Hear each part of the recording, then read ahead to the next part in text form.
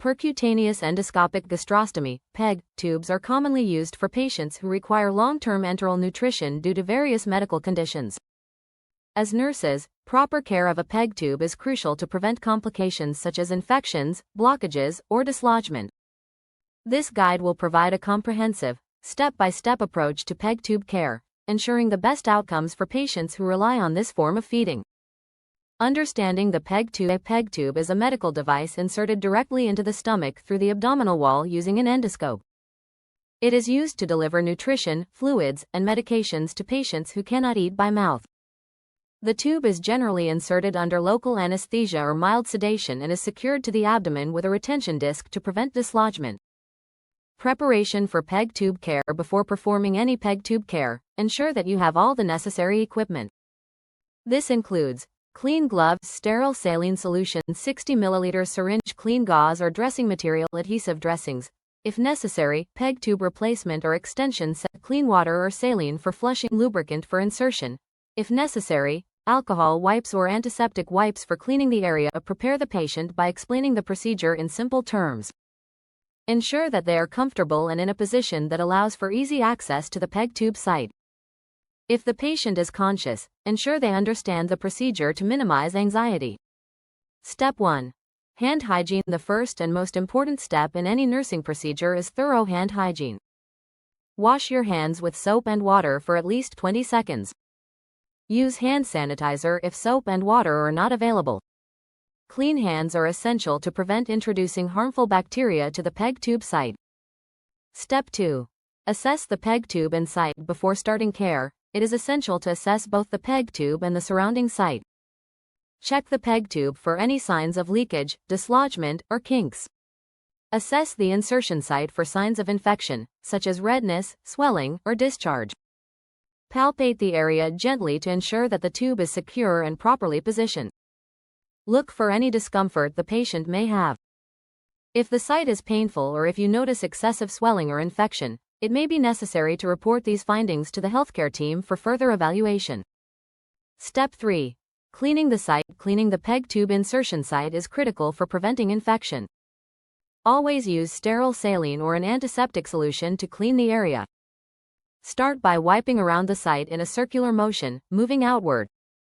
This helps to prevent bacteria from being pushed into the incision site. Avoid using any harsh chemicals that could irritate the skin. If the patient has a dressing covering the insertion site, remove it carefully and replace it with a clean, dry dressing after cleaning the area. Make sure to clean the area thoroughly before reapplying any dressing. Step 4. Flushing the PEG tube. Flushing the PEG tube before and after each use is essential to prevent blockages and ensure that the tube remains patent. You should flush the tube with at least 30 ml of water after each feeding or medication administration. Use a 60 ml syringe to gently flush the tube with warm, sterile water or saline solution. The water should be free from any contaminants, and the syringe should be free from air bubbles before use. Insert the syringe into the PEG tube and slowly push the water through the tube. Avoid using excessive force, as this can cause the tube to rupture or become dislodged. If you encounter resistance during flushing, stop immediately to avoid damaging the tube. Instead, try flushing with a smaller volume or attempt to clear the tube by gently massaging the tube. If the problem persists, notify the healthcare provider for further guidance. Step 5. Feeding administration. When administering feeding through a PEG tube, it is important to follow the prescribed feeding guidelines. Ensure that the formula or nutrition solution is at room temperature before administering it. Cold feedings can cause discomfort or gastric issues. Prepare the feeding in a clean environment, using a clean syringe or feeding bag, depending on the patient's needs. Attach the feeding syringe to the PEG tube, ensuring a tight fit to prevent leakage. Slowly administer the feed, allowing the patient's stomach time to process the nutrients. Monitor the patient closely during the feeding process for signs of discomfort, nausea, or aspiration. If the patient experiences these symptoms, stop the feeding and report them to the healthcare provider. Step 6.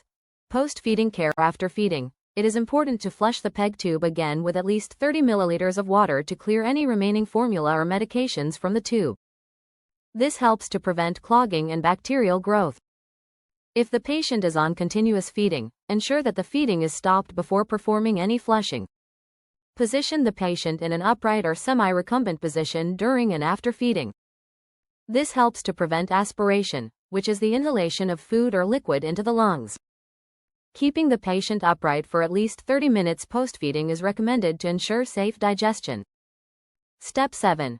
Monitoring for complications. Regular monitoring of the PEG tube and the patient's condition is essential for detecting potential complications early. Watch for signs of infection at the insertion site, such as redness, warmth, or increased drainage.